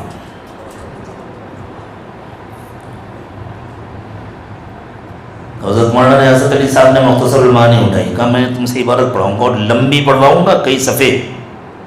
اور پھر میرے چہرے کو غور سے دیکھا, یہ گھبرایا تو نہیں. میں نے کہا ٹھیک ہے. ایک جگہ سے کتاب کھولی, میں نے اپنی طرف کرنا چاہا, حضرت پڑھو, ٹھہر جاؤ. میرے چہرے کو دیکھا, وہ صفحہ بند کیا, دوسری جگہ سے کھولا. میں نے کہا حضرت پڑھوں, رک جاؤ. تیسری جگہ سے کھولا, حضرت میں پڑھوں, ٹھہرو. میں نے کہا حضرت آپ کیا تلاش کر رہے ہیں؟ کہ اتفاق سے تینوں مقامات وہ کھل گئے جن کی تم تیاری کر کے آئے تھے. میں وہ مقام تلاش کر رہا ہوں جس کی تم نے تیاری نہیں کی. خادم نے عرض کیا حضرت کتاب بند کر دیجئے, اس کتاب میں وہ مقام نہیں ہے.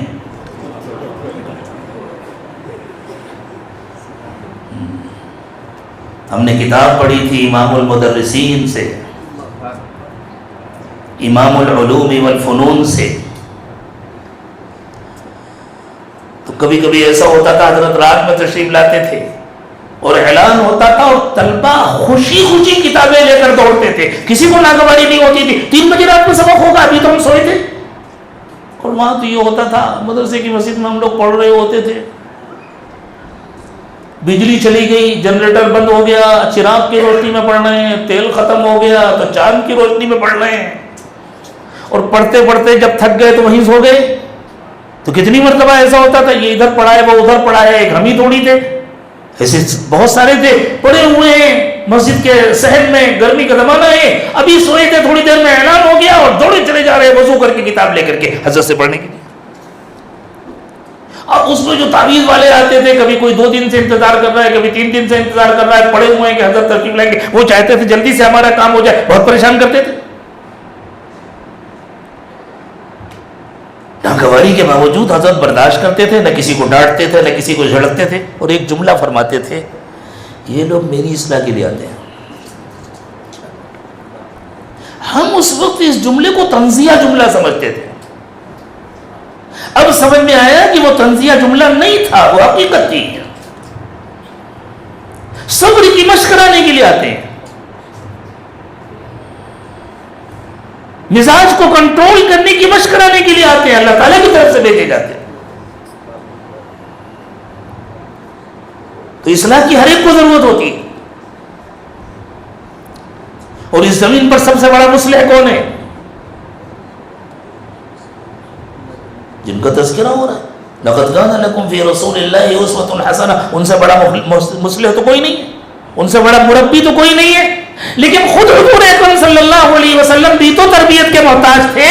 حضور کی تربیت اللہ تعالیٰ فرماتے تھے عفى الله عنك لما أذنت لهم حتى يتبين لك الذين كفروا.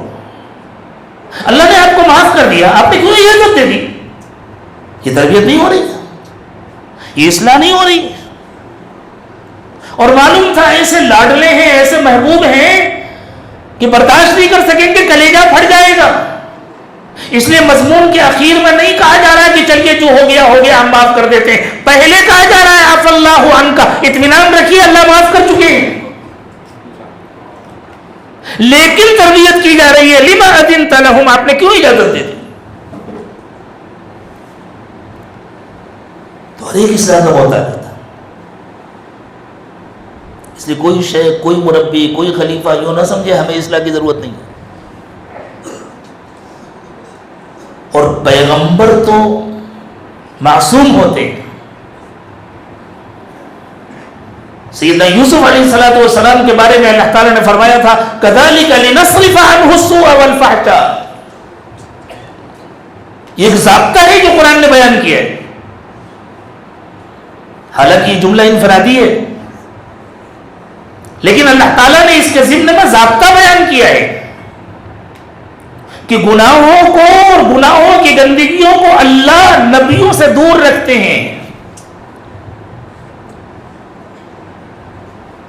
اسی کی علمی اور اصطلاحی تعبیر ہے کہ پیغمبر معصوم ہوتے ہیں. ہاں، یہ معصوم کا لفظ معصور نہیں ہے. آج کل ذرا معصور کا زیادہ زور ہو رہا ہے نا، اس لیے میں بتا رہا ہوں یہ معصوم کا لفظ معصور نہیں ہے، یہ معصوم کا لفظ مستنبط ہے. لیکن بعد میں کوئی امتی تو معصوم نہیں ہوتا نا، کسی سے بھی غلطی ہو سکتی. حضرت شبلی کے شیخ تھے حضرت عبداللہ اندلوسی رحمۃ اللہ علیہ، کتنے بڑے بزرگ تھے، کتنے بڑے اللہ والے تھے. لیکن تھوڑی سی چوک ہو گئی، عیسائیوں کے علاقے سے گزر رہے تھے، خیال آیا کیسے ناسمجھ لوگ ہیں، مورتی کی پوجا کرتے ہیں، صلیب کی پوجا کرتے ہیں، بس چھن گیا سب کچھ. اچھا تم بڑے سمجھدار ہو، تم اپنے علم و فضل کو، اپنے تقوی کو اور اپنی دینداری کو اپنا کمال سمجھتے ہو. ایک سال گزرا اسی طرح، مریدین کا رو رو کر برا حال ہو گیا. ایک سال اس طرح گزرا کہ جو جبہ پہن کر کے وہ منبر پر کھڑے ہوتے تھے، جو عصا لے کر وہ منبر پر کھڑے ہوتے تھے، اسی جبے کو پہن کر، اسی عصا کو لے کر کے اسی بستی کے سردار کی سور چڑھاتے تھے، خنزیر چڑھاتے تھے. ایک سال پھر مریدین آئے، تلاش کیا، ملے اور بہت اللہ سے روئے اور دعا کی. اور ان کو بھی خیال آیا، ان کے ہاتھ اٹھ گئے، اللہ مجھے آپ سے یہ توقع تو نہیں تھی کہ آپ اتنی بڑی سزا دیں گے. بس پھر اللہ تعالیٰ نے پھر سے سب کچھ واپس کر دیا.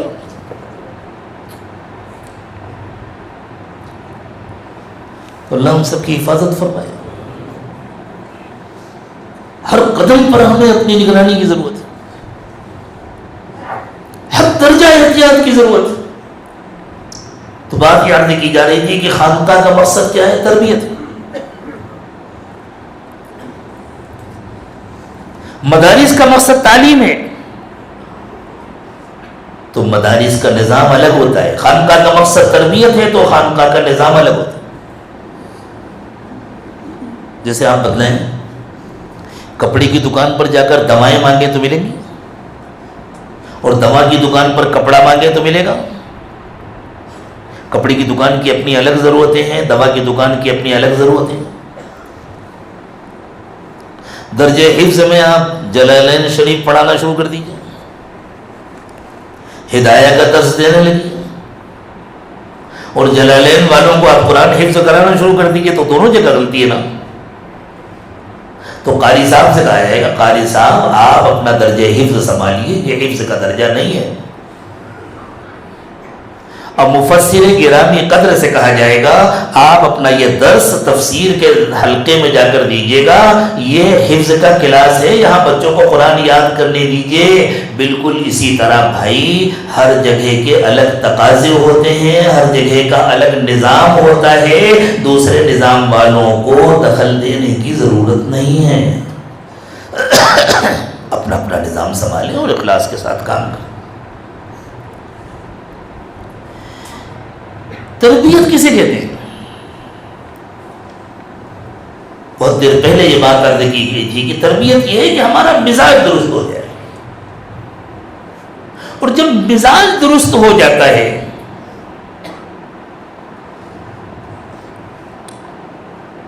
اور نفس کا تزکیہ ہو جاتا ہے۔ کیا مطلب نفس کے تزکیے کا؟ نفس کے تزکیے کا مطلب یہ ہے کہ نفس جو ایک جانور تھا جب وہ تربیت کے نتیجے میں انسان بن جاتا ہے۔ یہ بات تو آسانی سے یاد رہے گی نا انشاءاللہ کہ نفس جو ایک جانور تھا جب وہ تربیت کے نتیجے میں انسان بن جاتا ہے تو پھر جو چیزیں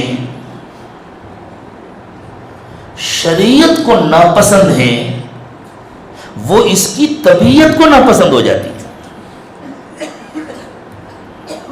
صوفیہ کی زبان میں اس کو کہتے ہیں مکروہات شرعیہ مکروہات طبیعیہ بن جاتے ہیں۔ جیسے گندگی طبیعت کو ناپسند ہے، لیکن طبیعت کو ظاہری گندگی ناپسند ہے، شریعت کو معنوی گندگی بھی ناپسند ہے۔ غسل فرض ہو گیا، خوب اچھی طرح آدمی نہایا دھویا ہے، لیکن شرعی غسل نہیں کیا تو وہ پاک تو نہیں ہوگا۔ کلی نہیں کیا، غرارہ نہیں کیا، اگر روزہ نہیں ہے تو ناک میں پانی نہیں ڈالا تو وہ پاک تو نہیں ہوگا، صاف ہوگا۔ تو جس طرح گندا رہنا انسان کو ناپسند ہے، چونکہ شریعت کو یہ معنوی گندگی بھی ناپسند ہے تو پھر انسان سے برداشت نہیں ہوتا بغیر غسل کے رہنا، پھر انسان سے برداشت نہیں ہوتا بے وضو رہنا، پھر انسان سے برداشت نہیں ہوتا بدنگاہی کرنا، کسی کی غیبت کرنا، کسی کی غیبت سننا، بغض و عناد، حسد، بدگمانی، یہ چیزیں بالکل برداشت نہیں ہوتی۔ یہ سب مکروہات شرعیہ ہیں، یہ مکروہات طبیعیہ بن جاتی ہیں، پھر ایک ایک بات سے روکنا نہیں پڑتا کہ اس کی ضرورت ہوتی ہے۔ ارے بھائی وہاں گندگی پڑی ہوئی ہے، ذرا اس پر پیر نہ رکھیے گا۔ اب آدمی دیکھیں یہاں بھی پیر نہ رکھیے گا، صرف اتنا بھائی دیکھیں یہاں کہیں کہیں گندگی پڑی ہے، آدمی خود بچ بچ کے نکلتا ہے چونکہ اس کی طبیعت اس کو پسند نہیں کرتی۔ اور آپ کے یہاں جب دعوت ہوتی ہے ماشاءاللہ، اور جب مہمان بریانی شریف سے فارغ ہو جاتے ہیں، بہت شریف ہوتی ہے بنگلور کی بریانی، کھانے والے اس سے زیادہ شریف ہوتے ہیں، اور اگر دونوں شریفوں کا اجتماع ہو جائے تو نور لا نور، بریانی شریف، مہمان شریف۔ آپ کے یہاں تو پورے خاندان شریف ہوتے ہیں۔ پھر میٹھا پیش کیا جاتا ہے، تو کیا میزبان کو آ کے تقریر کرنی پڑتی ہے کہ بریانی کے بعد میٹھا کھا لیجئے، میٹھا کھانا سنت ہے؟ سب اپنے اپنے حصے کا فوراً اٹھا لیتے ہیں، بلکہ اگر دو آدمیوں کے درمیان میں ایک برتن آیا ہے تو ہر ایک کوشش کرتا ہے میں اپنی طرف کر لوں۔ لانے والے سے کہتے ہیں ان کے لیے بھی لے آئیے، یوں نہیں کہتا یہ میں نے ان کو دے دیا میرے لیے لے آئیے، ان کے لیے بھی لے۔ کیوں؟ میٹھا پسند ہے، مرغوب غذا ہے، اچھا لگتا ہے۔ اسی طرح شریعت کی بھی کچھ پسندیدہ چیزیں ہیں. اللہ کا ذکر کرنا شریعت کو پسند ہے, درود پاک پڑھنا شریعت کو پسند ہے, نماز پڑھنا شریعت کو پسند ہے, تہجد پڑھنا شریعت کو پسند ہے. کیوں بھائی؟ رات میں کتنی اچھی نیند آتی ہے, کتنی مرغوب ہوتی ہے نیند.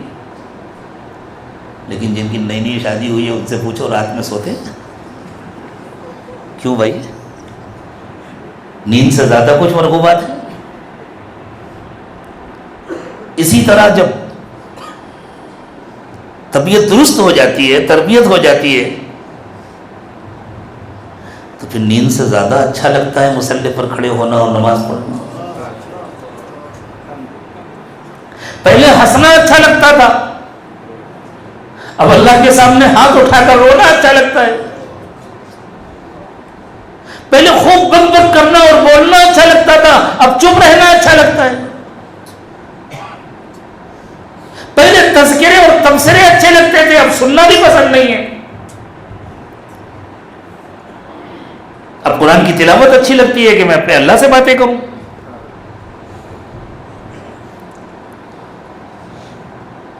صوفیہ کی اصطلاح میں اس کو کہتے ہیں مرغوبات شرعیہ, مرغوبات طبعیہ بن جائیں. جو چیزیں شریعت کو پسند ہیں وہ چیزیں مزاج کا حصہ بن جائیں, وہ انسان کی فطرت کو پسند آنے لگیں. یہ ہے تربیت. کسی کے 35 اسباب پورے ہو جائے اور اسے اپنی تربیت کی فکر نہ ہو, کچھ حاصل نہیں ہوگا. جیسے کتاب ختم ہو جائے, آئے جائے کچھ بھی نہیں, تو کچھ بھی نہیں حاصل ہوا. یہ اسباب کا تو ایک نظام ہے, ایک نصاب ہے. اسی لیے مشائخ کو اس پر نظر رکھنی چاہیے کہ زندگی میں تبدیلی آ رہی ہے یا نہیں آ رہی. نہیں آ رہی تو سبق نہ بڑھائیں, چاہے پوری زندگی پہلے سبق پر گزر جائے, کوئی ضرورت نہیں سبق پڑھا. حضرت خواجہ محمد معصوم صاحب رحمۃ اللہ علیہ کے حالات میں اس فقیر نے پڑھا کہ جب ان کے پاس کوئی آتا تھا اور بیعت ہوتا تھا اور حضرت اس کو پہلا سبق دیتے تھے, اور پہلے کے بعد کچھ دنوں کے بعد دوسرا دے دیتے تھے. اگر اس کی زندگی میں سنتوں کا اتباع نہیں آیا اور تبدیلی نہیں آ رہی, تیسرا نہیں دیتے تھے, بالکل نہیں. سب اتنے دنوں میں چاہے جتنا دوڑ دوڑ کرے, وہ کوئی بڑی بات نہیں ہے. تھوڑی سی محنت کے بعد حرکت شروع ہو جاتی ہے. تحرک مطلوب نہیں ہے, تحسن مطلوب ہے. دل خوبصورت بنے, اچھا بنے, تزکیہ مطلوب ہے, مزاج بدلنا شروع ہو. اسی لیے الحمدللہ اس خانقاہ میں سبق دینے میں اجرت نہیں کی جاتی. ہاں, اور تاکید کی جاتی ہے کہ ظاہر و باطن کو سنت کے مطابق بنانے کی کوشش کرو. اللہ کا احسان ہے, اللہ تعالیٰ نے ہمیں 3 دن کے لیے خانقاہ میں جمع فرمایا. اللہ ہماری حاضری کو قبول فرمائے. جو کمیاں کوتاہیاں ہوئیں اللہ تعالیٰ ان کو معاف فرمائے. ہمارے ظاہر و باطن کو 100% سنت کے مطابق, شریعت کے مطابق بنا دے. ہمارے مزاج کی کامل اصلاح فرما دے. ہمیں ہر وقت آخرت کی فکر نصیب ہو جائے, آخرت کا استحضار نصیب ہو جائے. ایسا کامل ایمان اللہ ہمیں عطا فرما دے. ہمارے دل کی بند آنکھوں کو اللہ تعالیٰ کھول دے تاکہ وہ حقائق ہمیں بھی نظر آنے لگیں جو ہمارے بڑوں کو اور بزرگوں کو نظر آتے. اور ایک بات اور ذہن میں رکھیں, ذکر کے نتیجے میں کیفیات پیدا ہوتی ہیں. اللہ اکبر. حضرت اقدس تھانوی نور اللہ مرقدہ نے تو ارشاد فرمایا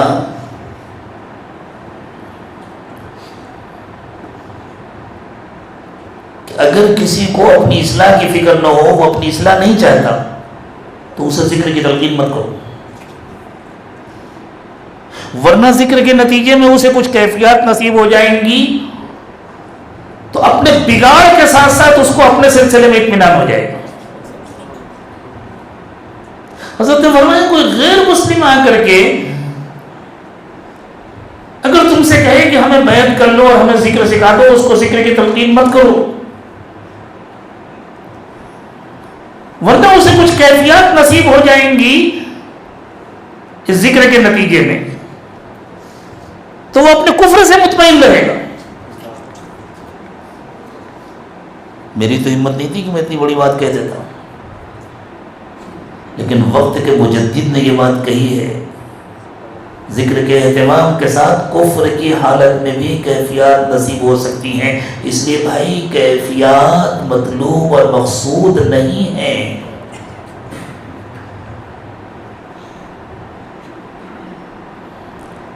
مل جائے اللہ کی نعمت ہے، نہ ملے کوئی بات نہیں، اصلاح مقصود ہے، اپنے اندر تبدیلی مقصود ہے، اپنا تزکیہ مقصود ہے۔ اسی لیے ان کیفیات کے بارے میں بزرگوں نے فرمایا یہ محمود ہیں، مطلوب نہیں ہیں، یہ اچھی چیز ہے، اللہ نے کسی کو نعمت عطا فرمائی شکر ادا کرے، لیکن مطلوب نہیں ہے، مقصود نہیں ہے، تو بہت زیادہ کیفیات کے پیچھے بھاگنے کی ضرورت نہیں ہے، اپنی اصلاح اور اپنی تربیت کی فکر کرنے کی ضرورت ہے۔ اور بھائی 3 دن اس محفوظ ماحول میں ہم رہے، اللہ کے گھر میں رہے، مسجد میں رہے، الحمدللہ، یہاں کوئی نامحرم کیا محرم بھی نہیں ہے، تو بدنگاہی کا کوئی سوال نہیں، اور اللہ تعالیٰ نے غیبت سے، تذکروں اور تبصروں سے انشاءاللہ بچایا ہوگا۔ مجھے سب سے حسن ظن ہے انشاءاللہ کسی نے کسی کا کوئی غلط تذکرہ نہیں کیا ہو، لیکن یہاں سے جانے کے بعد وہ گیٹ کے باہر شیطان کھڑا ہوا ہے، بلکہ گیٹ کے باہر کیا، مسجد کے دروازے کے باہر کھڑا ہوا ہے، وہ انتظار میں ہے۔ اور اگر کسی دکان سے کوئی گاہک جانے لگے تو دکاندار اس کو روکنے کی زیادہ کوشش کرتا ہے، ارے رکیے رکیے، کیا چاہیے آپ کو، یہ بھی دیکھ لیجئے، یہ بھی دیکھ لیجئے، شاید یہ پسند آ جائے، یہ دیکھ لیجئے، کوئی بات نہیں، آپ کوئی حرج نہیں۔ اب آپ کہیں ارے صاحب میں نے اتنے تھان آپ کے کھلوا دیے، اتنے کپڑے دیکھے، آپ نہیں، کوئی حرج نہیں، وہ میں سمیٹ لوں گا، آپ یہ دیکھ لیجئے، شاید کچھ پسند آ جائے۔ بالکل اسی طرح یاد رکھیے یہاں سے باہر نکلنے کے بعد شیطان زیادہ محنت کرے گا۔ بعض لوگ کہتے ہیں جب ہم معمولات کرنے لگتے ہیں تو زیادہ وسوسے آتے ہیں، آنے بھی چاہیے، نہ آئے تو حیرت کی بات ہے، شیطان زیادہ محنت کرے گا۔ وہ تو جب کسی گاہک کو دکاندار دیکھتا بھائی یہ تو رکنے والا ہی نہیں ہے تو سوچتا پھر کاہے کو اس کے پیچھے ٹائم خراب کریں، بھائی جو خریدنے والے ہیں ان کو دیکھیں، چھوڑ دیتا ہے ان کو۔ اس لیے ایک وقت آتا ہے کہ شیطان بھی چھوڑ دیتا ہے، لیکن وہ کم ہمت نہیں ہے، نظر رکھتا ہے آخر تک، موت کے وقت میں پھر حملہ کرتا ہے کہ اب کمزوری کا وقت ہے، شاید اس وقت میرا حملہ کارگر ہو جائے۔ جب تک ایمان کے ساتھ ہم اس دنیا سے رخصت نہ ہو جائیں اس وقت تک اطمینان نہیں ہے۔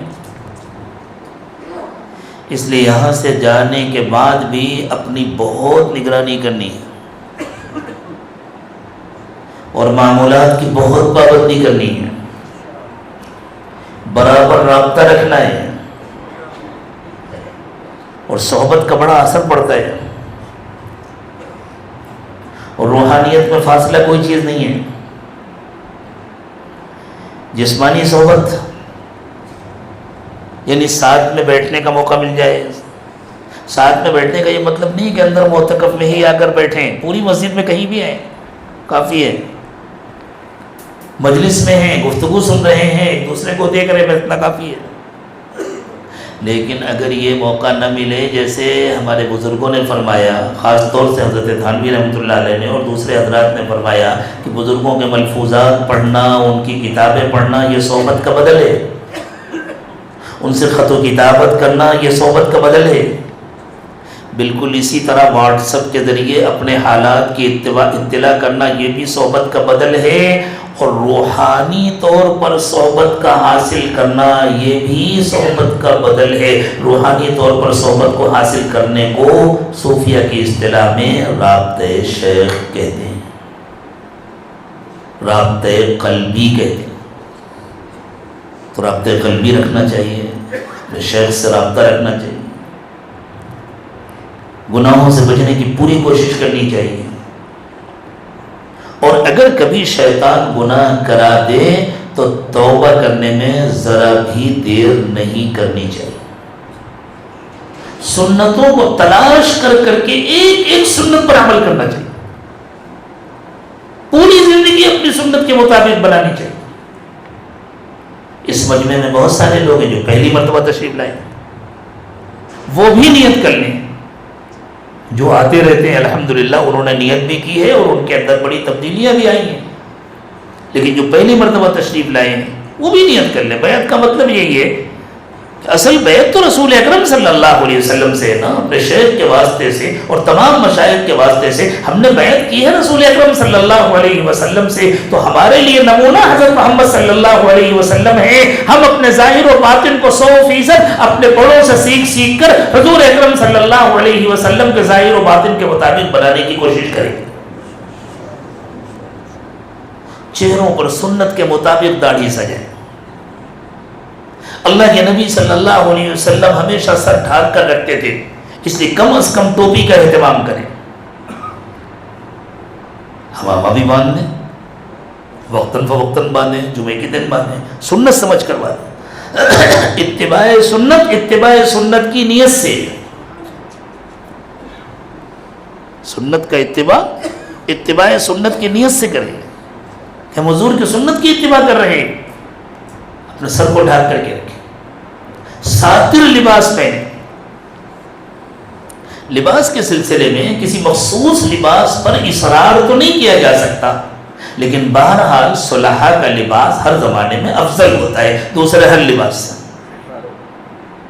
لیکن اگر کوئی اور لباس پہننے کی بھی مجبوری ہو کہیں تو ساتر لباس پہنے. ایسا لباس نہ ہو جس سے جسم کے اعضاء جھلکیں یا محسوس ہو, اتنا تنگ نہ ہو کہ رکوع سجدہ کرنا مشکل ہو, نماز پڑھنا مشکل ہو, اور اتنا چھوٹا بھی نہ ہو کہ رکوع اور سجدے میں جسم کا کچھ حصہ کھل جائے. ہر کام سنت کے مطابق کریں. اور جہاں تک ہو سکے مجلسوں میں آنے کی کوشش کریں, چاہے آپ سے ذاتی طور پر ملاقات نہ ہو سکے, آپ دیر میں تشریف لائے, وقت پر نہیں آ سکے, آپ واٹس ایپ پر رابطہ رکھیں, لیکن مجلس میں آئیں. جو آتے ہیں ان سے پوچھئے, انشاءاللہ یہاں آنا فائدے سے خالی نہیں ہوگا. اللہ تعالیٰ میری بھی اصلاح فرمائے, آپ کی بھی اصلاح فرمائے. درمیان میں جو کچھ معروضات پیش کی گئی ہیں وہ کسی کی دل شکنی کے لیے نہیں, کسی کی بے ادبی کے لیے نہیں. میں اپنے ان تمام دوستوں کو جو میرے پاس پیغامات بھیجتے ہیں اور میری اصلاح کی فکر کرتے ہیں اپنا محسن سمجھتا ہوں, لیکن خالص محبت کے جذبے سے یہ باتیں عرض کی گئی ہیں, ان کو بھی غور کرنے کی ضرورت ہے, ورنہ تو سارا دین ختم ہو جائے گا, سارا نظام ختم ہو جائے گا. کتنا خوبصورت ہے یہ نعرہ کہ ہمارے لیے قرآن و سنت کافی ہے. اور کیا یہ نعرے لگانے والے دنیا میں نہیں ہیں؟